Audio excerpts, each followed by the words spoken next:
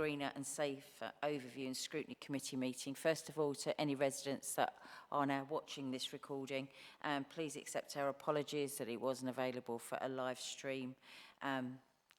It will be last night, but it's actually tonight because it is being recorded and it will be available on the website tomorrow. So I am Councillor Val Morris-Cook and Chair of the committee. I'd like to remind everyone that now the meeting is being recorded for publication on the Council's website. There are no apologies because we do have a full house here.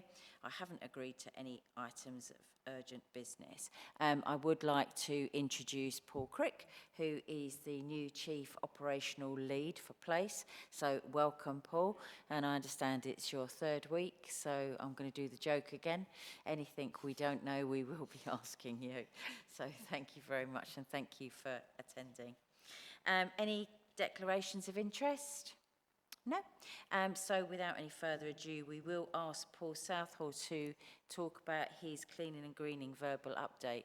Any members wish to ask questions? If it's absolutely burning and you think if I don't ask it now, it's actually losing its impetus, please just indicate. Otherwise, let's wait for a natural break in his update and we can ask questions. Okay, Paul? Thank you. Thank you, Chair. In May 2023, to make savings across the clean and green service areas, the operational delivery model was changed. By moving away from traditional hand sweeping, so staff with sweeping barrows, to mobile sweeping, staff that actually go out in vehicles, it was decided that the service could be delivered with 14 less staff with minimum impact on the quality of the work being produced.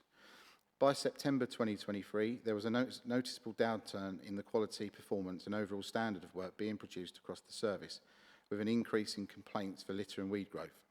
It was also very apparent that there were several areas where there were large build-ups of detritus, indicating no sweeping had been taking place on a regular basis.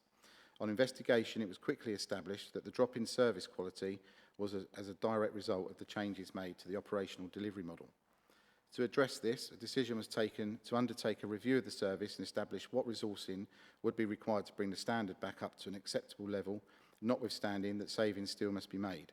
It was agreed to bring back nine staff back to improve standards across the service. In September 2023, the staffing level was increased by 9, with several other improvement actions identified and undertaken to address cleansing standards and performance. Not only has this led to an improvement in standards, but there is also greater visibility of cleaning activity throughout the borough, improving the overall perception of the service. In November last year, staff undertook 1 day of training on the Code of Practice on Litter and Refuse, EPA 1990.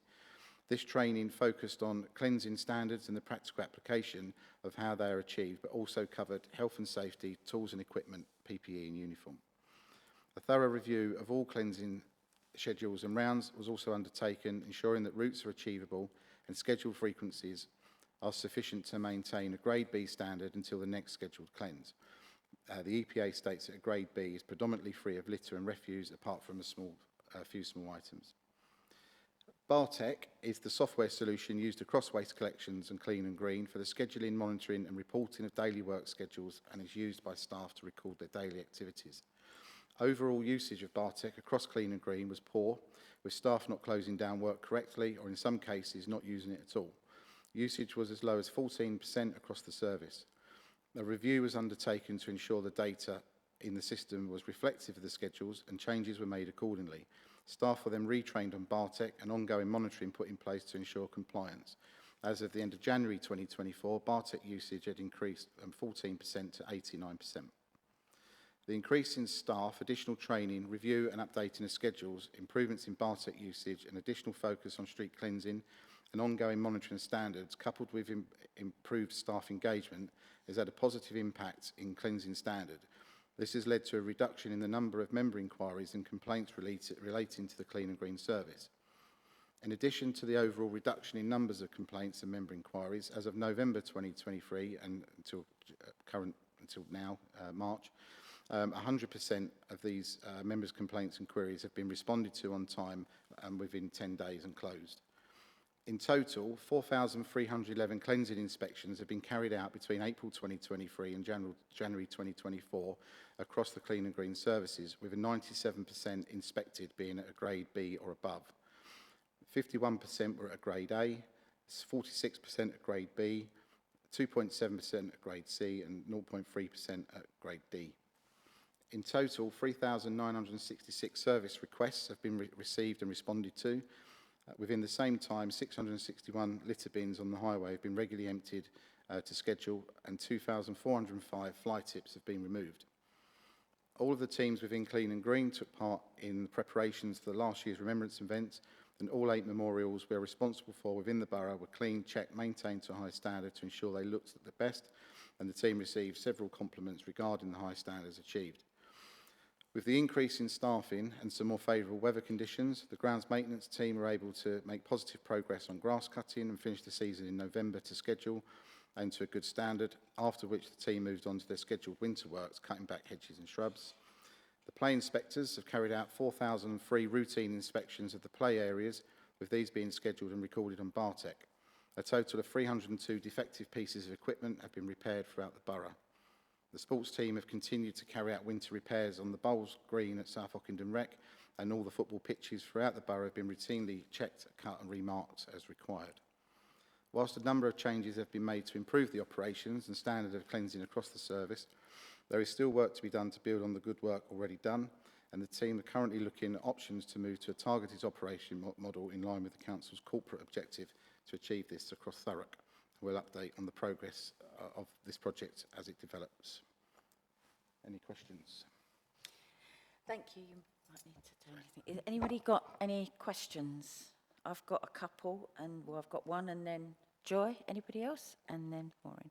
So my question is, and I think I can see a visible difference in the borough. I think we've still got some way to go, but I think it's quite reassuring that when you go out, you do actually now see people out cleaning, and I think it's good to see. I think our challenge is perception, and most people will come into Thurrock via the A13. And the A13 has got to be the bane of our lives, because most of the proportion of it within the borough does not come under our jurisdiction. And it's that moment of truth, the minute you come into Thurrock, it is horrendous.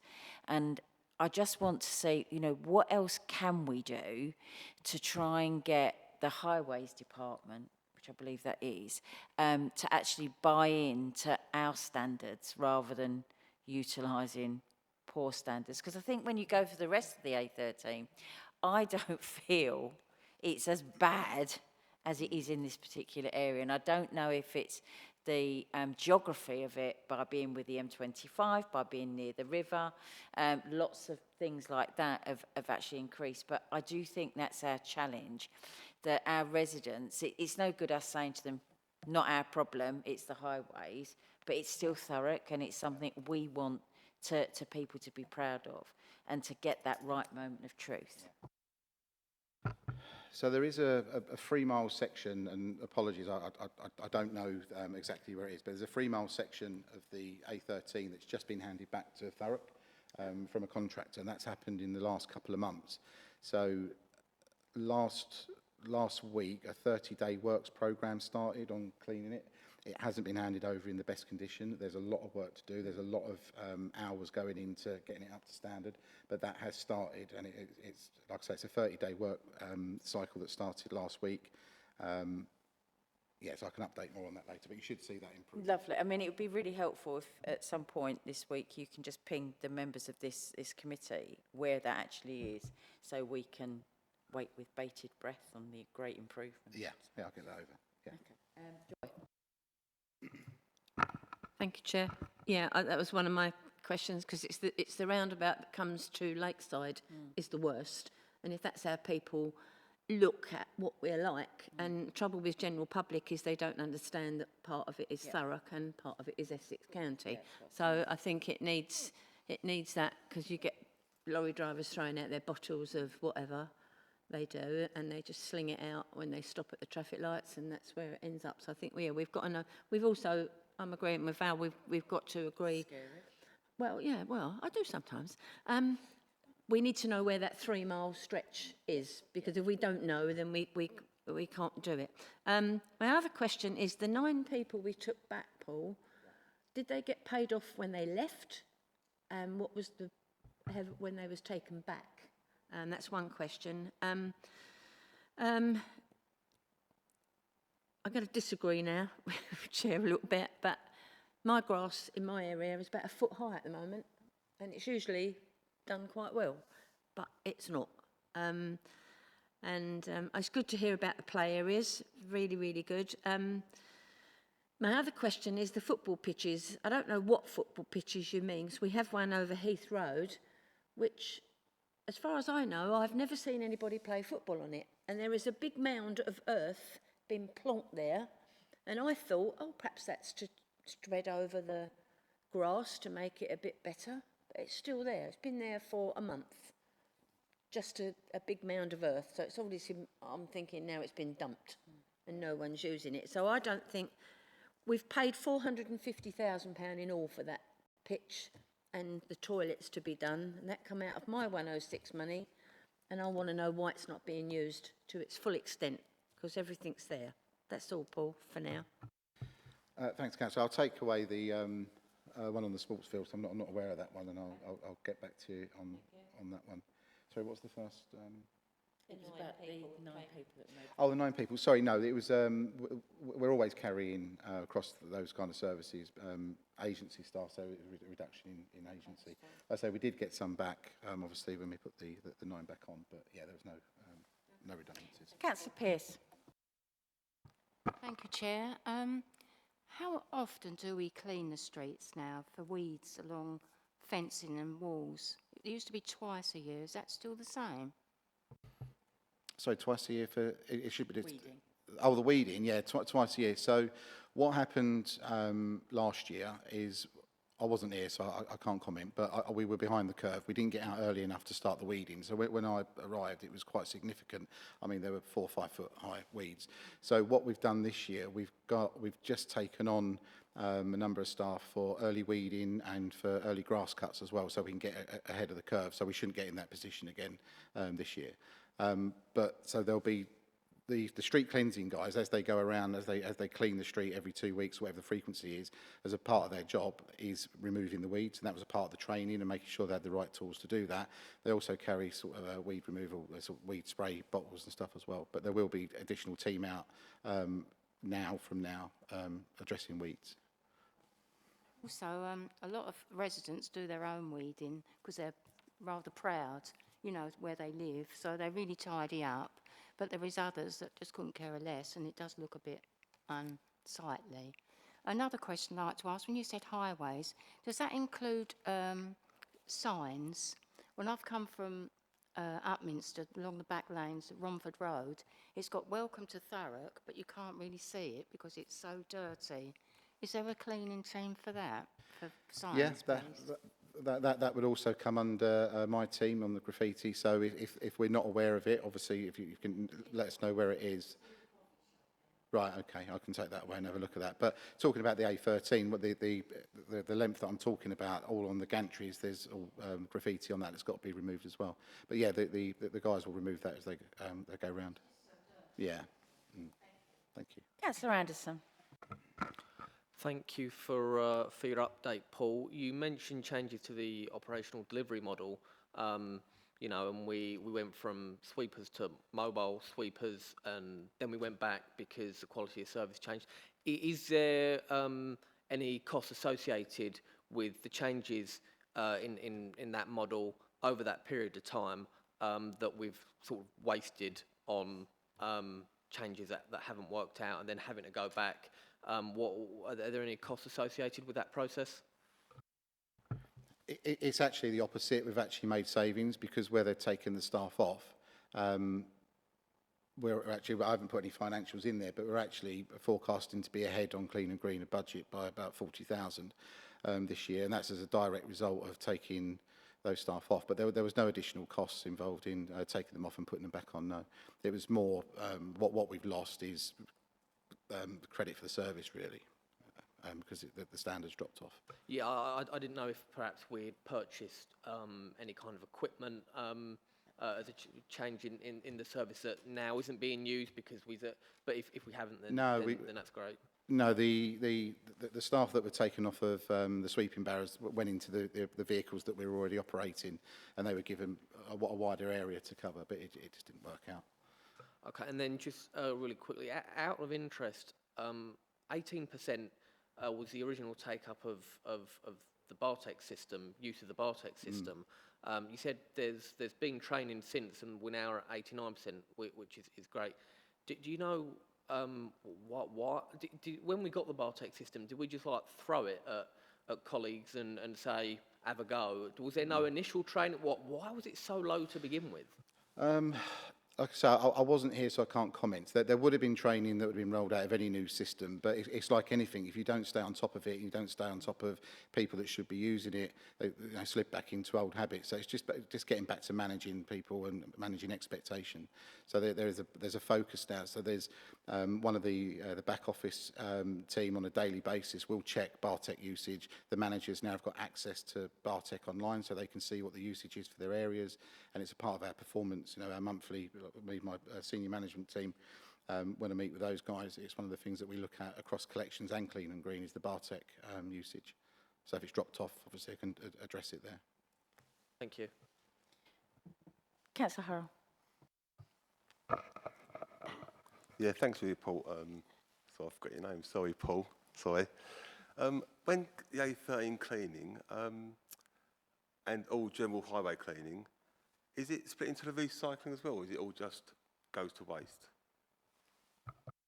Predominantly the waste that's coming up from the A13, and we estimate there's probably about 40 tonnes, is detritus and muck. Where there is grass and there's enough of it, we'll be able to recycle it, but on the whole, what's coming out of it isn't recyclable. It's predominantly, like I say, grit and silt that's coming up. One other thing, the training you said about, the health and safety and other training you said about, is that going to be annually? Will that be continued annually, or is it just for new starters, I suppose? Or No, so one of the other, I didn't actually mention it in there, but one of the other items I suppose that we've identified is the regular training. There's no evidence of regular training going on, so I'm in the process with the relevant head of service of putting a training matrix together, and he's working on the next 12 months training, what that's going to look like. But you know, for me, standards, that training that was given on that day, that is for me is an every year refresher training, because people come, people go, people forget, so it should be an annual event. Thank you. I think it might be helpful, Paul, as well as under this update, just to give us, and obviously those people that are watching, just some confidence in how we're looking at performance and how now we're able to see sort of real time by using the system Power BI. And so it's no longer you have to wait to see what the results are. I just think it might be, and I know it's difficult because we can't currently share because the dashboard, but I think it's one of those that it gives me a great deal of confidence within the directorate that you can really start to see some trends and some different things. And I think it's by utilising this, we've really been able to manage the refuse and improve, to start seeing, you know, is it always this street that's missed? Is it that? What is it? What's driving that? And actually understanding where we are. I just think it might be just a couple of minutes just to talk about that. Thank you, Chair. So as the Chair has alluded to on collections, for instance, obviously they're using Bartek as well. And it was a similar story with for various reasons not using Bartek, but we're now in a similar position where all the crews are using Bartek. So that the kind of things that we've been able to see live is, you know, bins that are not being presented, bins that are contaminated, broken bins. And what you take broken bins, for instance. So instead of a resident getting home at the end of the day and having a report that the bin's broken, we're ahead of the game. We'll be able to know, the back office will know on the day that the crew have recorded it, which means we can then start looking at, you know, putting a bin replacement out before maybe the resident's even aware that it's done. But in terms of the wider performance, yeah, we can identify if there's a particular area on collections where there's a lot of contamination, then we can target that area for some comms. There might be, you know, they might not receive some comms, or they just need some support in in recycling. We can look at the best performing crews, and we can, do what we need to do those guys, but also the worst performing crews, and that's across the cleansing as well.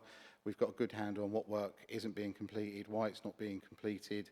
So that the performance guys have built these Power BI dashboards now for pretty much everything, so it's all live, and it's all at the manager's fingertips. So we've got a lot of data now that we can start interrogating and using positively to drive performance. And it is something that I've brought up with the chief exec, because currently there aren't enough licenses for all of the members to have access to Power BI.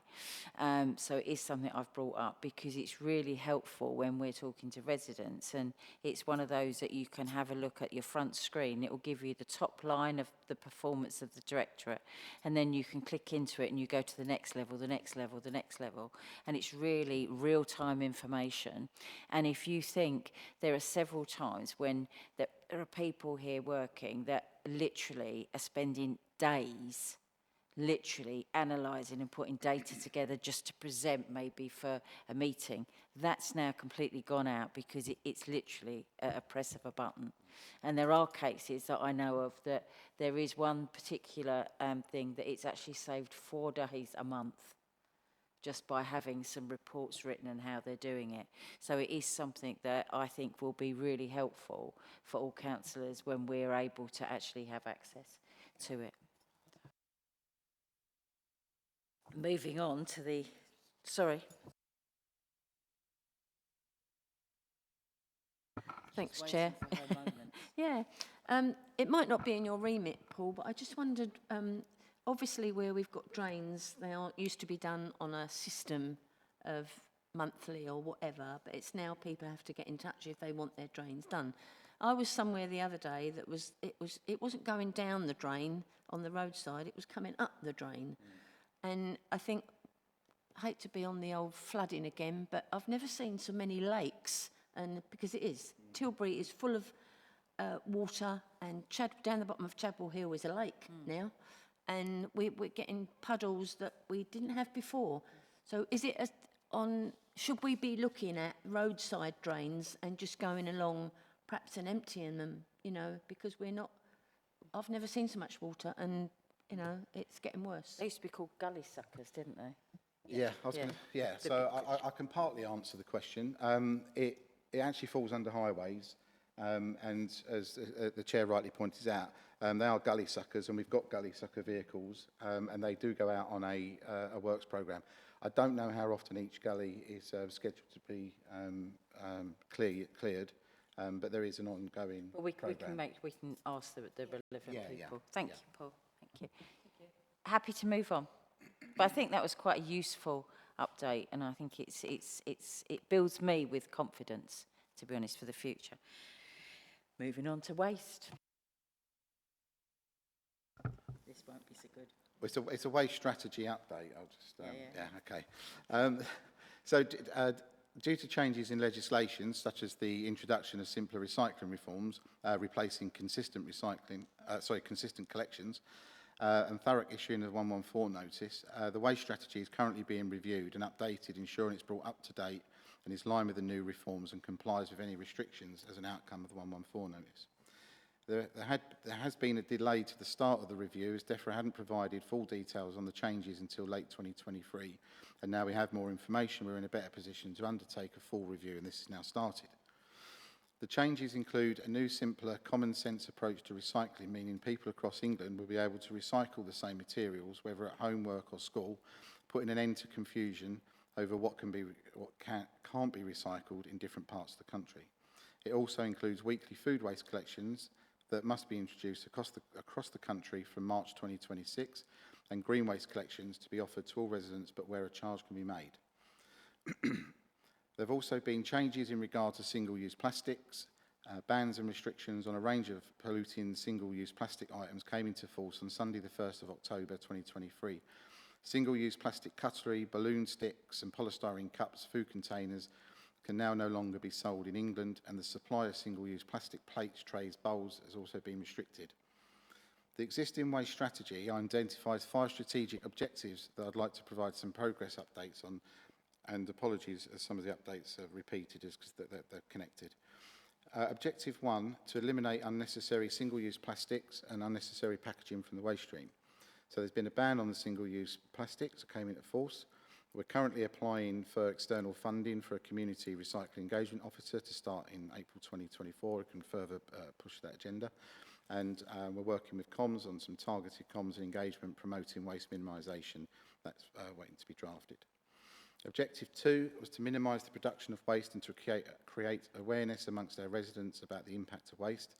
So looking into reuse options for bulky items brought to the tip of the HWRC.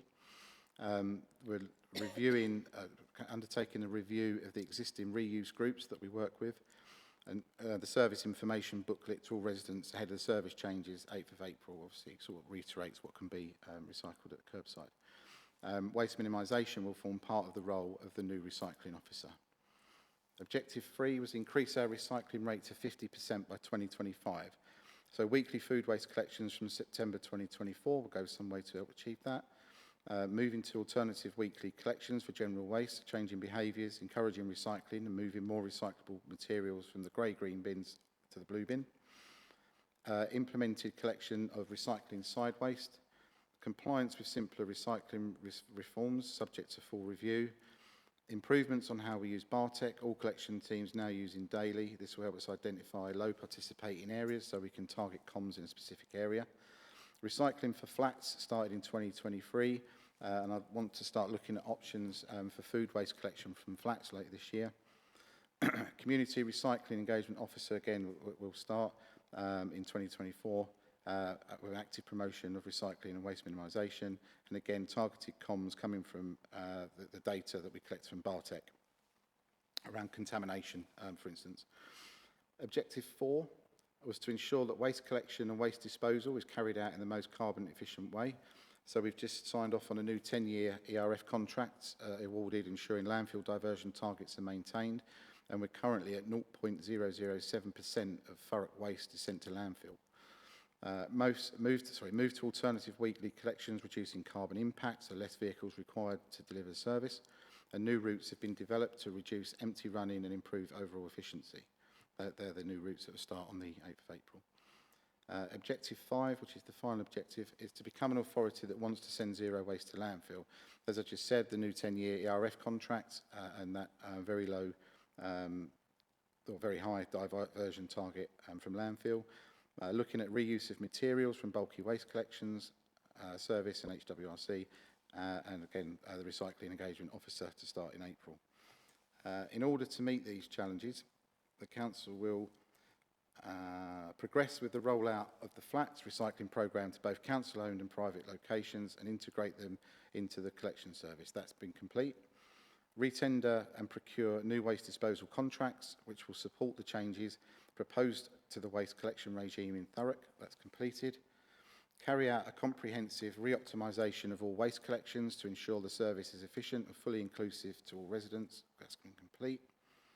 Introduce and roll out a weekly separate food waste collection service that will divert food from the residual waste stream, contribute to the recycling rates and reduce spending on landfill disposal costs. That starts in September. Introduce a subscription service for the collection of garden waste with a charge.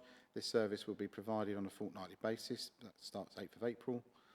And revise residual waste collection to 2 weekly service in order to further encourage residents to recycle their waste. Again, that starts on the 8th of April. I aim to have the strategy, the waste strategy review completed by the end of Q3, and I'll be able to provide an update as appropriate then.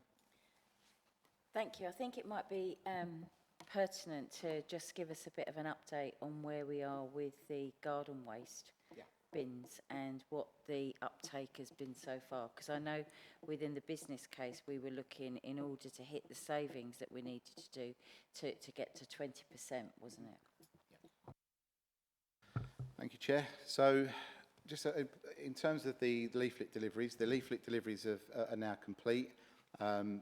There's some little small pockets of areas on the odd roads that have come across as a part of the delivery that have been identified that might need some additional work on them. So we're looking at those, but they're few and far between.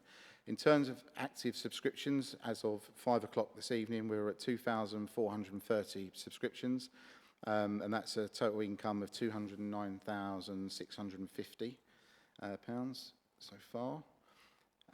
So the target in the business case, so 20% uptake was 11,650 subscriptions, so we're just under 20% of that target currently.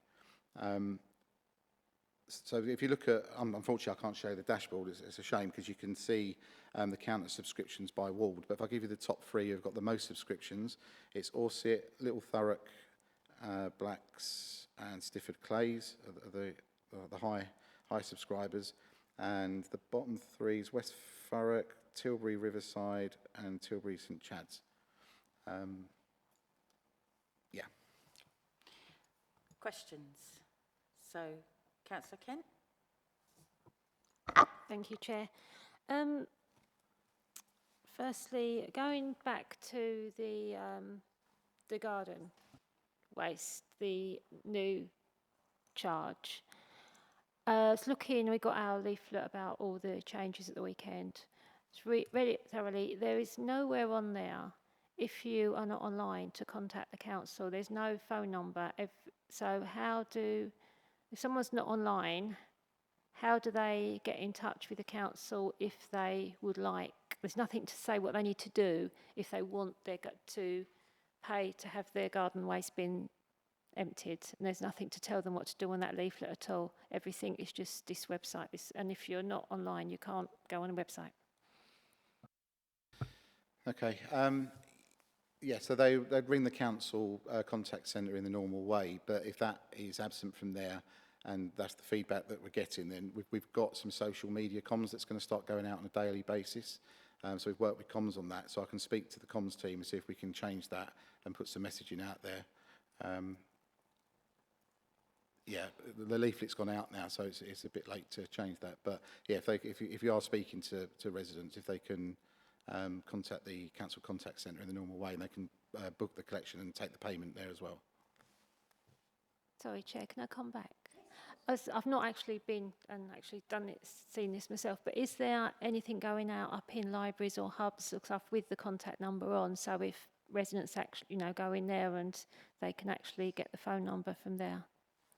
Or is there posters up or something? Yeah, there's no plan to do that, but yeah, don't see why we can't do that. Yeah, it's a good idea. Yeah, I can take that away. Yeah. Perfect. Oh, I've got so many. Just Councillor Kent has just hit upon what I said. Our leaflet that went out the other week was deplorable, Paul. I've read other places' leaflets and they're a bit more residential minded. We've not given them anything. We've just said, that's the QE code, do it or that's it. We've given them no number. We've given them no way of trying to ease up and say, well, you can go together with neighbours and do it, because for some people, and it's been known, I have created before, but the £80 charge is hard for some people, very hard, and it's going to knock a lot of people off of not having it, not wanting it, can't be bothered, it doesn't appeal to me. I just think we haven't, most of my residents, obviously the leaflet is going out now, and most of my residents have been in touch with me today, and the call centre doesn't know anything, not giving them anything concrete that they can do. Not everybody knows, not everybody out there has got all these devices and social media and everything else. I have got a big elderly population, especially Woodside, and they don't do phones and QE codes, and some of them wouldn't even know what it is, let alone a piece on the paper. But I don't think that letter could have been really better. You could have, I don't want you to tell you to suck eggs, Paul, but that leaflet could have been so much more residential in mind, because it just said, you're going to do this, it's 80 quid, pay it or else. There was nothing there to keep residents on board, and all we're doing now is going out there and trying to sell it now. I can't sell it because I don't believe in it, so I think it's been too much. 50 quid I wouldn't have minded, but £80 to some people is just too much money. That's my thing with that. I think the leaflets could have been a lot better. Single-use plastic, we'll only get there if we start using places, whatever the big conglomerates, the Tesco's, the everything, stop using plastic. Because if we think about it, the bin is filled up with packaging that we all undo, shove it in the bin, that's where it stays. We've got no way, I mean, I can go back to Corey's waste and that mound we used to have on Corey's when it used to get taken out on the river and taken away. I think we're not going to get there if we don't get to the big stores to stop using. Some of them are getting good, some of them are using paper to put fruit in and things, but they're not on board with plastic. I'm trying to go through your 5 bits, but Can I just take the point on, Yeah, the, you on, can the, do, on the yeah. plastics, just Thank to give you. a bit of an update on that. So there's a new piece of legislation, EPR, which is Extended Packaging Regulations. So that's putting the onus on manufacturers, producers of packaging, where depending on the amount of packaging that they're producing, they now have to pay a tax, if you like, on that. It's pretty much in its infancy. We're still trying to find our feet on what it actually means, but it will mean contribution and money coming back to local authorities to help dispose with the disposal costs. So that is what will drive that down, that packaging that you're talking about and that plastic use. Because we're putting the onus is going back on the manufacturers to do less. It's going to start eating them in the pocket. The side waste, the grey and green bins that are going to be collected fortnightly now, my residents have a great problem with that. If they've got 2.2 children, little children, nappies, that's going to sit there now for a fortnight with whatever in there, dog's mess, cat mess, nappies, that's going to smell. If we get anything hot through that area, hopefully, that's going to produce, where it used to go every week, I think we're wrong in taking that, you know. And if I ever see bins going in with other bins, I shall be on the tail, because I think I've seen that happen before, where they've come around, collected a bin, and another bin's gone in with it.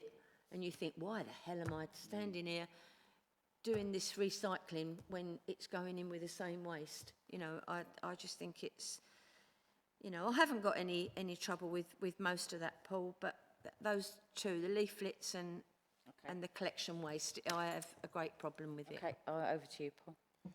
Yeah, excuse me.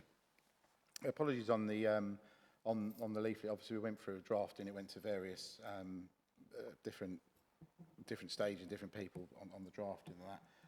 But most certainly, obviously, we can't go back on where we are. But obviously, when we roll out the food waste later in the year, obviously we'll look at that and then see how we can improve on the communications.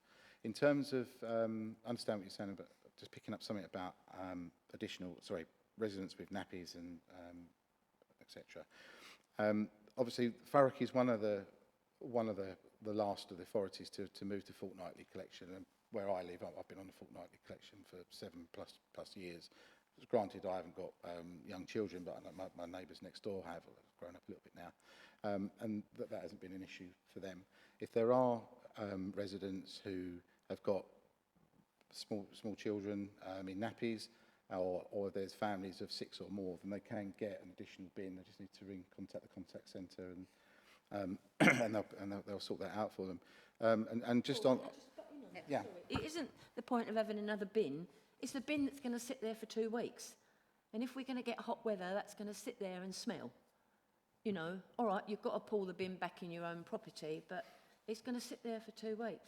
I just think we've gone down the wrong route of that grey and green bin being collected every fortnight, when it's been collected for a week for years, and it's worked. So I don't see why we've changed that suddenly. okay. I want to speak to your great leader on that one.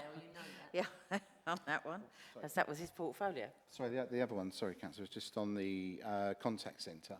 I was surprised by the comment around the contact centre. So the garden waste implementation lead, who reports to me, he spent obviously in the lead up to leaflets going out, the contact centre have been involved. They've been involved in all the meetings that we've been holding, and that officer was in the contact centre with the contact centre staff for the first week. And they were very grateful to that, and that went down really well. And he was able to, at first point of contact, be able to answer some of the questions that they might not have been able to. He's also provided scripting. He's done a morning's training with them, and the scripts are updated. He's updating the scripts as questions come in that we haven't heard before. The scripts are being updated, so residents are getting a consistent response back. Councillor Hurrell. Thanks, Chair. Yeah, about the leaflet again. I think that local hubs would be a really good idea. Have a number in local hubs in that. Maybe corner shops or something as well. Anywhere local to where people are. A phone number, just in just layman's terms. Any issues with the bins, anything, you can contact this number and hopefully you get guidance on it. Just saying that. Yeah, I agree with that, and I'll work with comms to get something out to them.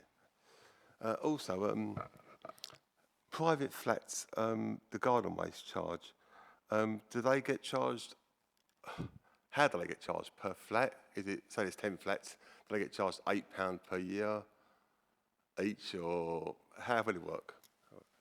Thanks. So if they've all got their own individual bins, technically that they would all pay their own individual charge. But you know, we've had the question before with some of the sheltered housing and some other areas that you're talking about. We've said, look, if they want to share a bin and one resident pays and then they come to an arrangement and they all share the same bin, that's fine. They can do that. That's the way we get around that at the moment. What about social housing? How does that work there? Is it the same thing again? Or Yes, normally there's community bins, I know. Yeah. But so do they not have any charge at all? Or No, it's the same. It'd be the same. They still have to pay, yeah. I live in social housing myself, ground floor with a garden. We've not had no detail of how that'll work or anything then, so... Okay. I'll need to take that away and have a look at that then. But there are questions coming in around, obviously flats per se weren't included in the leaflets, but we're sort of finding out now there are areas like you talk of that we do need to look at, and we can quite quickly put things in place to address those. Like I say, sharing bins is one option, and the other is talking to the landlords, the housing association, and do they want to include it in a charge? Do they want to absorb the charge? So that those conversations are still to take place. One last question, okay. If your brown bins, if a resident decides they don't want their brown bin anymore, they don't want to pay the charge, they can take it to Linford Tip apparently, or the council after the 8th of April will come and take it back. What happens then if the resident changes their mind? Say in 6 months' time, oh, we do want the brown bin, we're willing to pay the charge. How would that work? Will they have to go and collect it, or will the council bring it to them? Will the charge be a one-off £40 half-yearly charge, or is there any detail on how this will just work? So the charge for the subscription is £80 per subscription year, regardless of when you take out subscription. But if if we go and pick up somebody's bin, or they take it to the tip to have it recycled, that's fine. Then change their mind 6 months later, then they'll just go through the same process as a new subscriber, and we'd get them on and get a bin delivered out to them and their permit out to them. Yeah. Alex. Thank you, Chair. So it's going back to something Councillor Hurrell touched on, and I'm going to use where I live for context. I'm sure there are a few other places in the borough like this, but I live in a block of masonettes, 20 properties, and we have a communal bin area with sort of normal bins that you get for normal properties. We have 2 brown bins for the 20 properties, which today hasn't been a massive issue. In the summer, we still get by. My question is similar to Councillor Hurrell. How is that going to work? Because you're not going to have one house pay 80 quid to get it collected, because everyone else is then going to use it for free. That's not happening. But then, you know, that's not really our... We're in quite a peculiar situation because we can only have those small bins. We have a slanted area in the communal, so we couldn't have like the big usual communal bins. don't know how it's going to work for us. Not got a clue. We've only got 2 bins. No one will pay for it, and rightly so, because if I go and pay for that, I know every other person in the block is going to go and use it, so it won't happen. But you know, I'd still like our garden waste collected, if you don't mind. So that's my first question. At the moment, it'd be down to the individual properties to pay for their own subscription, unless, like I say, you come to a local arrangement. Now, like I say, yeah, or speak to the landlord and see if it can be picked up as you know, as a part of the communal charge that you're paying. But these you know, particular areas that are coming out and that you know we're being notified of, we can actually go and look and do an assessment and just see if there's anything different we can do. Nothing that springs to mind at the moment, but I'd have to look at your individual area. I shall give you the details because obviously I don't know the details for all the properties. I know some are rented, but certainly along the bottom row where I am, almost all of them are owned. So we don't have landlords, but we own the property. But as I say, I'm not going to go and spend 80 quid for my neighbours to use my bin. It's a communal area, so everyone will use it, and so that's not going to happen. Similarly, a couple of summers ago, I think it was, we had problems with bin collections in the borough, and bins were getting collected sort of 2, sometimes every 3 weeks. And again, because I think it's 13 or maybe 14 general waste bins for 20 properties. When we were getting to that 2-week sort of point, you were getting bin bags piled outside around, and then you get foxes in, etc., etc.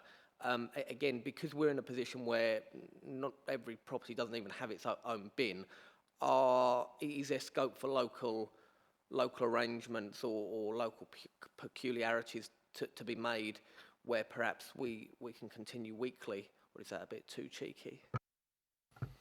Very cheeky, but no, so it will be fortnightly. We need to find a way. So the first thing that we'll do, and like I say, the introduction of the recycling officer is going to be key to this, so that we'll deploy the officer exactly the kind of location you're talking about. Have you got the right number of bins? Have you got the right size bins? 'Cause I think you're saying you've got individual bins, you haven't got the larger communal bins? So yeah, we have individual bins, but we can't have larger communal bins because the bin area is a series of steps. Yeah. So because the larger bins would be bigger than a step, they'd just be falling down, fall over. So we have to have the smaller bins.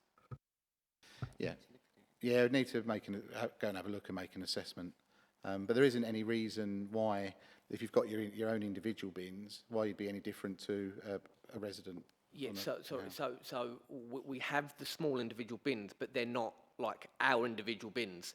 They're a series of small individual bins that you get in the normal properties have their recycling, you know, general waste. They're a series of the small bins in a communal area that everyone uses, and they belong to everyone. We don't have our own individual bins. I think it's one of those cases where I think there's some idiosyncrasies here across the borough that it's important for the team to go out and look. So perhaps afterwards, if you share and Mark, you the same, and it's only by doing this that we're going to learn for some different things that we'll be able to move. You're never going to sort it and manage it here and find a solution. Yeah. But I think it's important to raise those things. So thank you,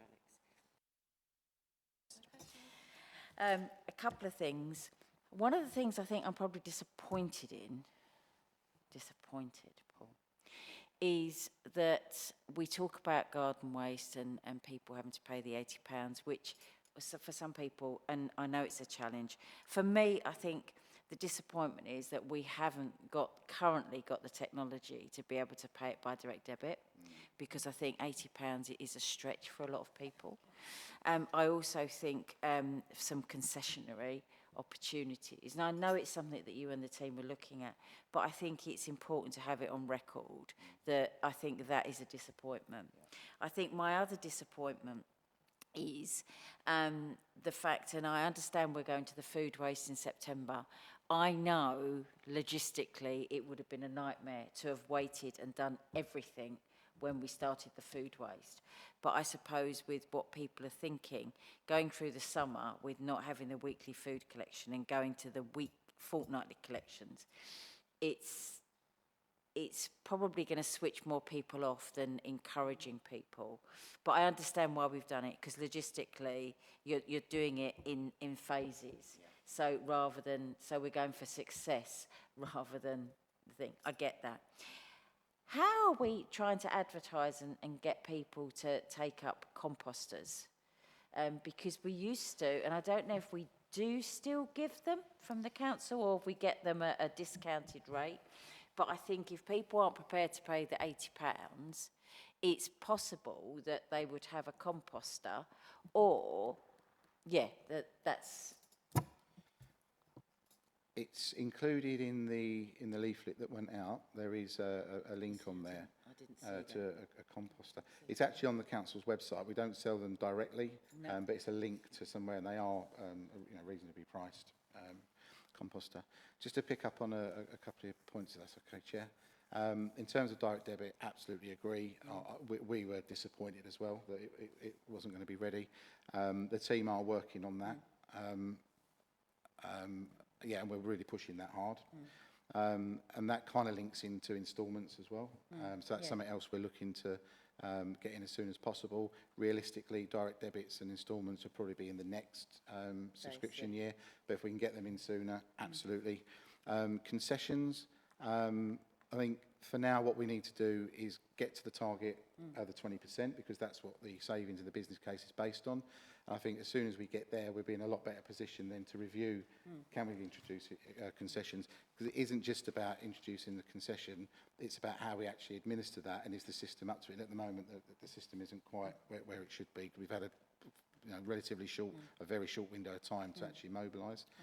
And there's one more point that you raised. No, I think that was it. That was it? Okay. Oh, just that, obviously the delay. Oh, sorry, food waste. No, it's about food waste in September. So, yes, food waste is currently scheduled to mobilise in September, and again, working with the team to do that. But what I'm doing at the moment, I'm speaking to the distribution company to get an idea on how they're going to mobilise and distribute the caddies, because they're not going to do them all on the same day.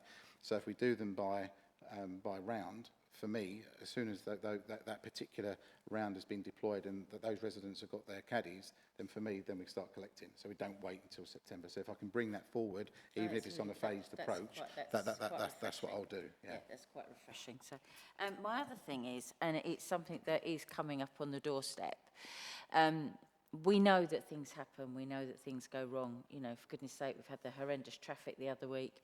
We've still got inconsiderate people parking and denying access possibly to some of our bin lorries.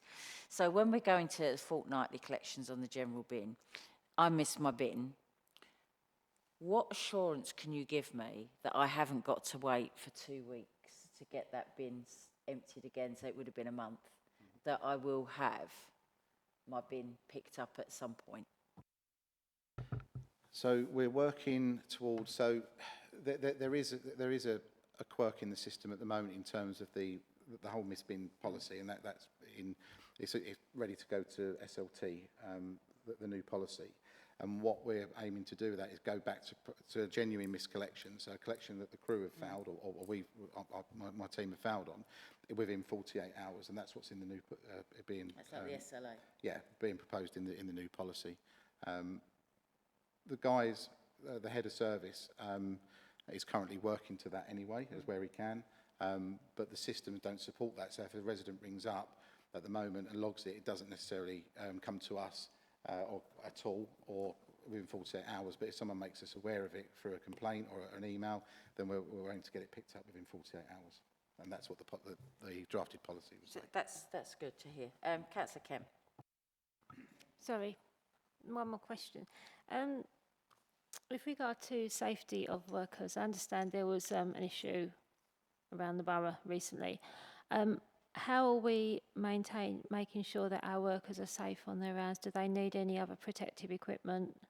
Because I know the security guards downstairs now have got extra sort of more safety equipment to help them with their work. Are we looking at rolling that out to the refuse collectors, or maybe even the people on the frontline street services, if we feel it's needed? Because obviously crews will give you feedback when they've got an issue when they're out on their rounds. Yeah, so all the vehicles are fitted with CCTV, and we've recently we launched the No Excuse for Abuse campaign, and that was with obviously signage across the vehicles and the fleet, and the crews also had some training and sort of toolbox talk on dealing with conflict. So so do they need more PPE at the moment? No. You know, body cams and things like that, we don't think we're at that stage yet. There are cameras on the vehicles. We are expecting probably a little bit of pushback from residents during the changes in April. So what I've asked comms to do is put together, it's a contact card. It's basically a business card. So if there is an altercation between a resident and the crew, it will say on there, you know, words to the effect of, you know, we're here to help, but if you ring this number, and it'll go through to the contact centre or whatever number we put on it. So it sort of tries to diffuse that immediate situation. But it is unfortunate that, yeah, that these are the kind of things that we've got to consider. The number of verbal assaults have gone down. Like I said, we have had a couple of incidents. One's too many. They have gone down. I think the campaign has had an impact.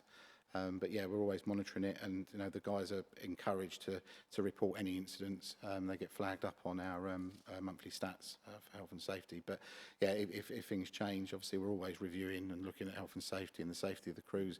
And if it comes a time that we think that we need to step up and give them more PPE, or even if it comes to body cams, then we'll consider that. Yeah. That was a really good question, Councillor Kent, because it is really, really important that, you know, our crews are out there on the front line, and it is important that, you know, their safety is paramount. Councillor Redsell. Thanks, Chair, very much. I'm going to give Paul some praise now, Jeepers, which is creepers. rare for me. Just Could be that pineapples all round, pineapple pina coladas all round. in my area, I've got flats that are two-storey. Okay, there were elderly people's complexes, or elderly people to move in downstairs if they could get, and upstairs if they couldn't. It's moved on now, so you've got some leasehold properties, some bought, and some still council. Just picking up on Alex's point that most of council flats we have maintenance go in there, which I personally think that's wrong. You know, if we're giving people a flat with a bit of garden, they should take a bit of pride in it and look after it. But we had on those two blocks, because there are only two blocks, there was 90 bins in all. So I said to Ed, get rid of those 90 bins and bring in 4 bins for that and 3 bins for that. And it's worked. And it's really been good. Men shouldn't have to keep 90 bins is a lot of bins to keep taking. So that's worked. So there's just a bit of praise. This committee voted against the small bins only because of where they're going to end up. Because I can't see that they're always going to end up with the bin they were put out with. You know, we have some bins don't get put back with the houses, they don't get put back outside the houses. You've not got a number on your bin. Yes, I have, but that's not the point, is it? I think sometimes they're... Quite protective over my bin. Yeah, so am I, yeah. But I live in an area where I can be now more protective of it because of the big bins. But I think it is where they're going to end up, you know, when you've got like... I don't know, a cul-de-sac where they come in, and whether that bin still stays with it. I mean, I can remember when we've done it before, and it didn't work then. Yeah. You know, I'm a bit concerned if it's going to work, if there's going to be the take-up of it, to be honest, Paul. Food waste. Are you talking food waste or yes. the green waste? Oh, food waste, yeah. Yeah. I was going to say, just on the back of the piece of work that you just mentioned with the head of service in changing those bins over, on the back of that there's a wider borough-wide exercise now where we're getting the crews to identify those locations, and then we're sending people in to see where we can make those changes. Okay, all I can do really take your point on the food waste, but you know, I've been involved in this, I'm not in Thurrock but in other authorities for a number of years, and it is a slow process. It is a behavioural change exercise. You know, in Thurrock, we're talking, there's 160,000 plus residents have done something a certain way for a certain time. So it is going to take time. These things don't happen overnight. But you know, we're going to be there to support people and help them and guide them if they need any assistance or anything that's blocking them in terms of preventing them from recycling fully. But yeah, I take your point. It's new. It's different. It's not everyone's cup of tea, but it's the way we've got to go. It's, you know, Thurrock is one of the last authorities now to move to fortnightly and to chargeable garden waste. Just on Very that, quickly. the point of the food waste, I know it's legislation and it says we've got to do it, but what about people that don't want to do it? Really don't want it? You know, I, for one, don't have food waste. Rare for me. I might get peelings, but that's all. You know, if people have that amount of food waste, there's something wrong, surely. You know, to fill up those big things with all food, you know, something you're doing wrong. You know, I do find, but is there anything there that if people don't want it, they don't have to have it? As an authority, we have to provide the service, Yeah. but obviously we can't police people that don't participate. And you never get 100% participation in any service. Even a weekly general waste service, people don't put their bins out every week. And if someone has a food waste, they might only want to use it once a month, they might not want to use it at all, but that's up to the resident. But as an authority, we have to be providing it by March 2026. Thank you. I mean, I do feel sorry for Paul, because I do feel that we've sort of really put you through the ringer, but I think it's been actually really helpful and I think it's been really good. Just one thing I'd like an update on. Can you just let us know where we are with the 106 money for parks? Is that rolling? Because there was some money that was set aside for some update on parks, wasn't there? There's work going on in South Ockenden at the moment on the wreck, which is almost complete, around the Bowls Club, the parking area. There's a decked area that's been built. Obviously, it's a council building that's under a lease. Apart from that, I haven't got anything. Have you got anywhere specific? No. It's just that something just for the rest of the committee, something that I had a conversation with Paul about for a while was the number of parks that we have in Thurrock. How many are really fit for purpose for children with additional needs and disabled children? And obviously with a disabled child, it could be a variety of reasons of different things. I just felt that if you have some children you've got some able-bodied children going with their siblings or their friends, they could go to a park and they might be lucky just to have one thing that they can go on, where the rest have got loads of other things to go on. And we were going to do a bit of an audit around all of the parks to see what have we got, because I think it's really important for parents, for carers, for different people that are looking after and supporting, that they know where they can go, because there's nothing worse if you took a child and you say, well, you can't go on this and you can't go on that, but there's one thing here. It would be nice to be able to go to a park where there's a plethora of different activities for different children to be able to utilise and use. And I understand there's no money, we wouldn't be able to do it across all of the parks, but perhaps if we had a couple that we could really signpost and say, this is how we should be. It is like our jewel in the crown, so we can really encourage and enable anybody with any needs or services to be able to go. What you just Yeah. said, 'cause Black Shots, we haven't gone to the council to get money. Everything that's on that 56 acres is for everybody, and Treetops use that an awful lot. They take the children over there to use it, so we don't go to the council for everything, we fund. And that's what a lot of friends of don't do. Yeah. And I think that you can't go to the council for everything, No, because absolutely. it's not done like that. And I know everything that we've done. I think we've raised probably in the region of 300 grand in that. So we've put everything on that field in the middle. I mean, there was one thing we did ask for was, with all the 12 benches that are on the field at the moment, we asked for picnic tables so wheelchairs could get in. We was refused. Now that to me is wrong, because there's people in wheelchairs who can't sit at a normal table, and that's the sort of thing that needs piping up. I've asked for an audit to be done of all of the parks in the area, of what we have, what we don't, and in an ideal world what you'd like, and then we can look at how can we. So I think it's really important to give access to all. I think it's important. Anybody else got any other questions, comments?